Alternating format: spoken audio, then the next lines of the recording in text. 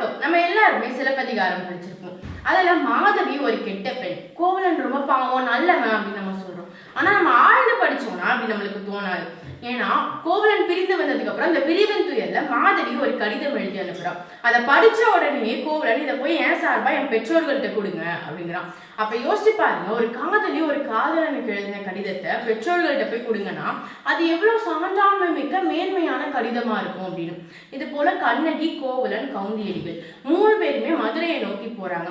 அப்ப எதிர்த்தாப்புல வரவன் இந்த காட்டுக்குள்ள போகும்போது பார்த்து போங்க, உள்ள ஒரு அணங்கு இருக்கு, உங்களுக்கு ரொம்ப மனசுக்கு பிடிச்ச உருவத்துல வந்து உங்களை மயக்கிட்டு போக பார்ப்போம் அப்படிங்கிறோம். இப்ப 3 பேருமே காட்டுக்குள்ள போறாங்க. இவங்க 2 பேரையும் தனியா விட்டுட்டு கோவலன் மட்டும் நீராட போறான். நீராட போகும்போது அவன் மனசுக்கு ரொம்ப பிடிச்ச ஒரு பெண் உருவத்துல அந்த அணங்கு வருது. நம்ம யாரு அப்படின்னு யோசிப்போம். அவங்க 2 பேரும் ரூபத்திலயுமே வரல. பயந்த மாலை அப்படின்னு மாதவியோட தோழி ரூபத்துல வந்திருக்கு. அப்ப மாதவியோட தோழி மேலேயும் கோவலனுக்கு ஒரு பிரியம் இருந்திருக்கு.